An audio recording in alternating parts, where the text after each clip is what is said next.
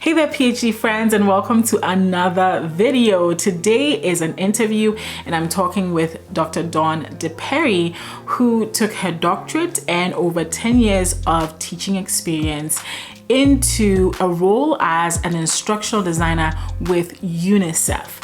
If you check out this video I did here where I was talking about hot jobs for PhDs, I talked about the fact that PhDs can look to organizations or worldwide organizations like the WHO or the UN for different roles. And so there are roles out there for PhDs looking for, roles that have a more international impact. And that's exactly what we talk about in today's interview. So if that's something that sounds exciting, you're going to enjoy this interview.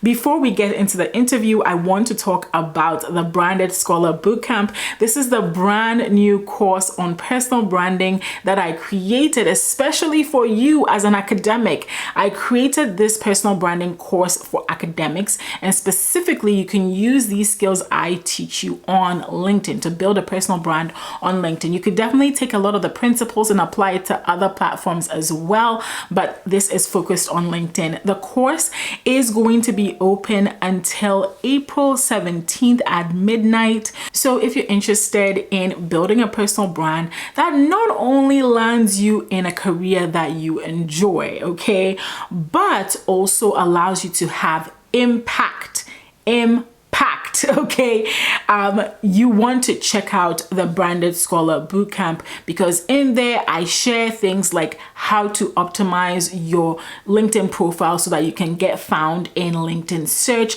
I talk about different ways that you can make your LinkedIn profile stand out. I talk about networking in there. I also share about content creation, right, and how to create content that captures attention and gets people to like and comment and share, and which actually also brings you more opportunities, okay? And on top of that, we have a private Slack community that you can join. And once you join the course, I'm gonna add you to that Slack community, and you can ask me questions. You can chat with other PhDs and academics in there who all have the goal of building impactful personal brands. So the link is gonna be in the description, but do remember that it is only open until April 17th. The cards will be closed on April 17th. So make sure to check it out. Okay, let's jump right into the interview. So hi, Dawn, and welcome to the Bold PhD series. Like I always start out, tell us a little bit about your educational background. Sure. Thank you so much for having me today. A little bit about my educational background. I have an undergraduate degree in visual communications. And my master's, I have a master's of fine arts or an MFA in advertising. And that's a terminal degree in my field. So I actually started teaching right after I got my MFA at the college level. Then I went back and I got my doctorate of management in higher education, teaching and learning. Great. So thanks for sharing that with us. So then the next question is, after that educational background, now with your doctorate, what is it that you do? Sure. So I taught for about 10 years or so while simultaneously owning a business. I'm an entrepreneur. I have a graphic design and instructional design agency called East End Advertising, which I've been running along with a partner since 2012. And around the time I was getting my doctorate, we started adding, it originally was more of graphic design and advertising, and that was my subject matter expertise when I taught. I taught software, graphic design theory, and educational technology to graphic design departments and also future teachers. So I would teach future teachers educational technology as well. And when I started my doctorate, we started adding instructional design capabilities into our portfolio or to our clientele. Currently, besides being an entrepreneur, I'm also a content management specialist at UNICEF. I work for an initiative called the Learning Passport, which is part UNICEF, part Microsoft initiative, and it's a platform to help with continuity. It's a platform that helps with continuity of instruction for some of our most underserved children and adolescents across the globe. That's amazing. So there's an amalgamation of things, right? You run a business. You also work with UNICEF slash Microsoft, which is considered a nonprofit, right? Or maybe not for profits, but you work with this organization. You moved out of academia. What made you move out of academia, and how?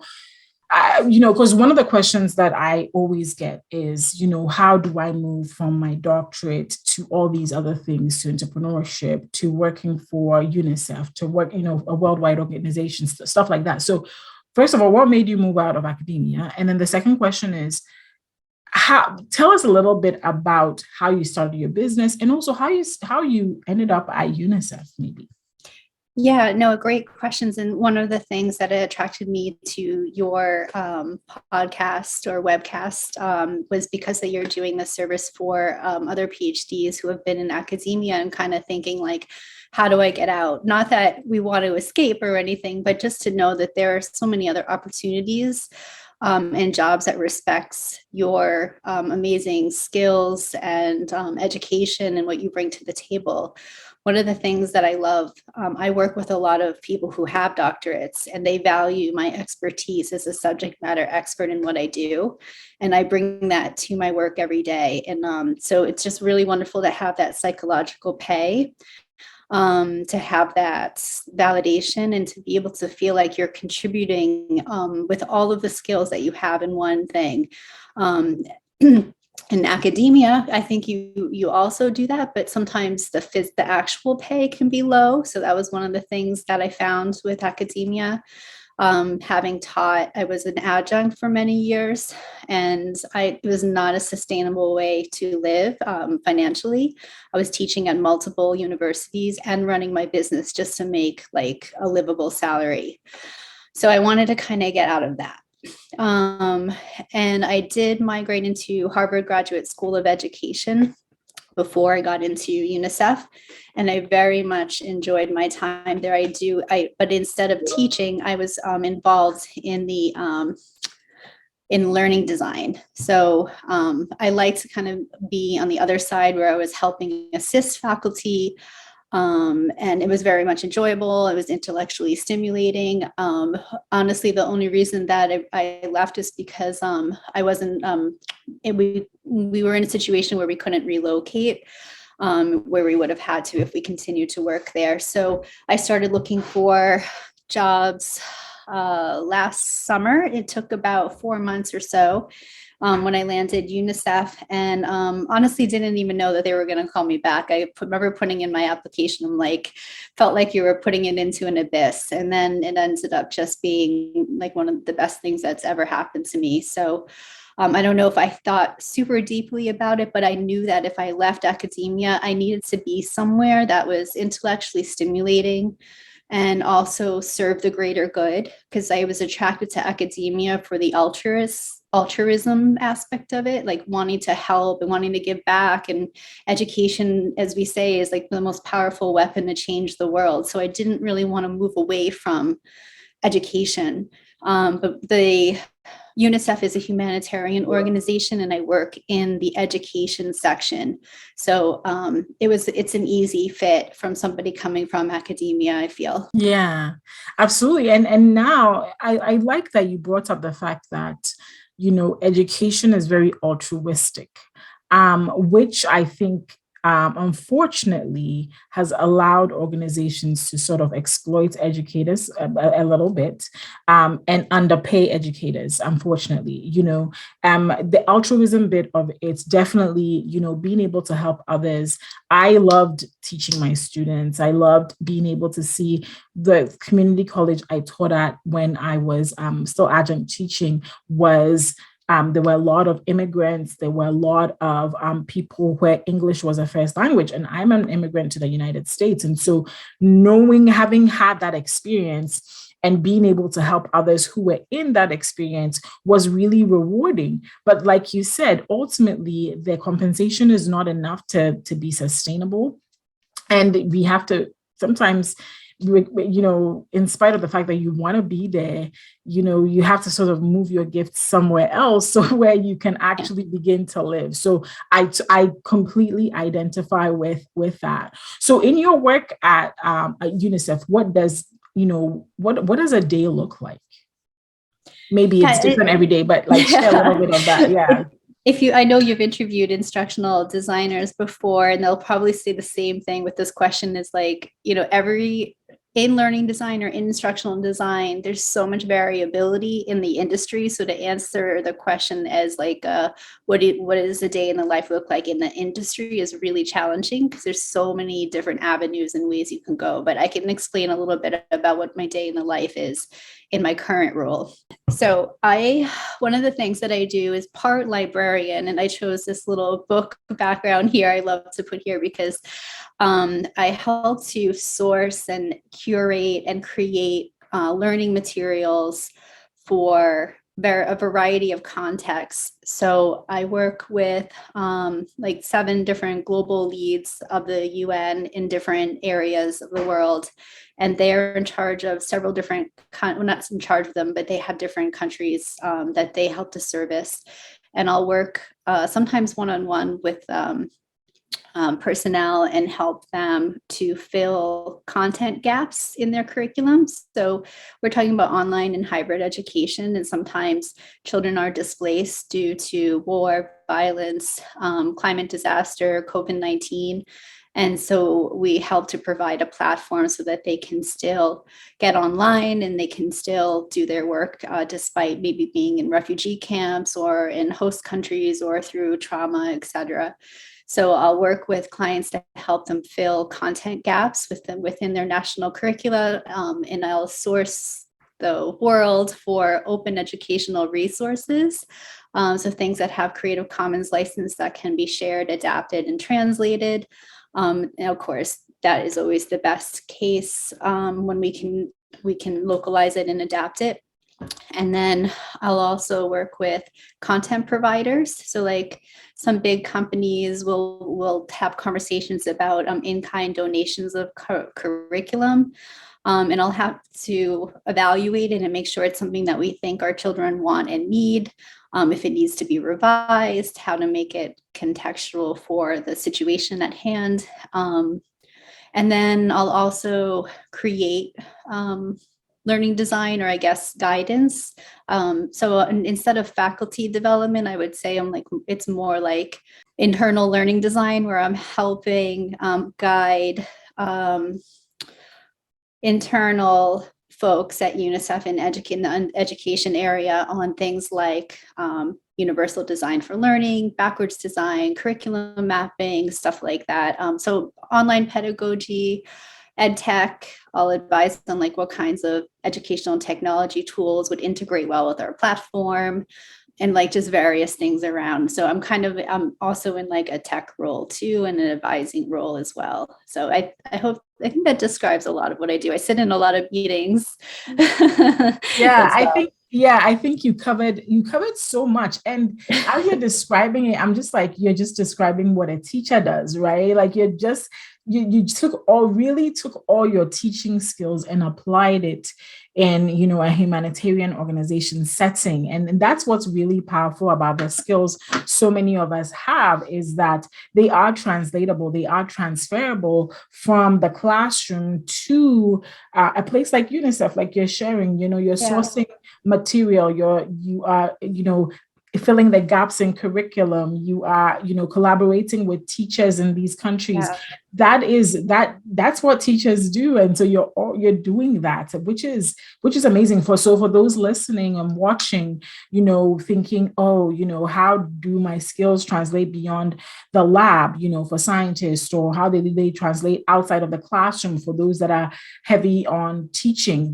They do. And as Dawn is explaining, she's just doing the same thing every day, except in a different setting with better compensation. And that's really helpful. So what advice would you have for somebody that wants to? I know that I did a video back some time back where I shared that, PhDs can look to some of these worldwide organizations for opportunities. And obviously you've done that. So for people that want to move into things like, the UN, or you're with UNICEF, but the UN or the World Food Program or stuff like that, that's more global and international and has a humanitarian slant to it. I know you said you didn't think about it much when you're applying, which is sort of good because it re-emphasizes the point I make a lot of times, that just apply. You never know what's going to happen. Yeah. You never know what's going to happen. Apply. Like, you're not going to make the shot if you're not going to like make a basket if you never make a shot, right? Yeah, if you don't try. Exactly. If you don't try. So I applied at Harvard and I never thought I'd get a call back from them. So you definitely have to just like I think you can be your biggest barrier, like that whole imposter syndrome. Yeah. And I find that some of the most successful people have the biggest imposter syndrome, right? Like we have PhDs or we have doctorates and we're subject matter experts and we should have confidence, yet we're like so afraid to like put ourselves out there. I just wrote a book and I was like so afraid to put it out there. I was like had paralysis over it. I'm like, what if it's terrible? What if people put it down? What if they think I'm terrible? So yes. I get it. It's like you just have to put yourself out there. It's tough, but yeah, put yourself out there. So thanks for emphasizing that. Yeah. And yeah, I know I struggle, I think I still sometimes struggle with imposter syndrome, but nowadays I'm better at moving past the fear and being like, let's do this anyway. Like, what's the worst that could happen? Right. Even with this YouTube channel, it took me almost 2 years to actually start it because I had this idea. I'm like, who's going to listen to me talk about, careers outside of academia? And it turns out I was very wrong. So for people that want to do what you're doing, right, apart from apply, put yourself out there, what else would you say was helpful? What do you think was helpful, and what advice would you give them? Well, one thing that I didn't mention is a lot of the roles within the UN are research focused, and a lot of PhDs are really proficient in that, obviously. That's right. When you're looking through different roles, take a look at, there's actually plenty of opportunities where you would be doing research for them, but instead of your affiliation being, an institution of higher ed, it would be with them. So if you do enjoy that, there are lots of opportunities there. I'm currently not researching, and that's one of the things I miss about being in higher ed, to have, but I'm hoping in the future I'll get to contribute in some way. But anyway, so I wanted to just mention that. So I think that the research is good to have.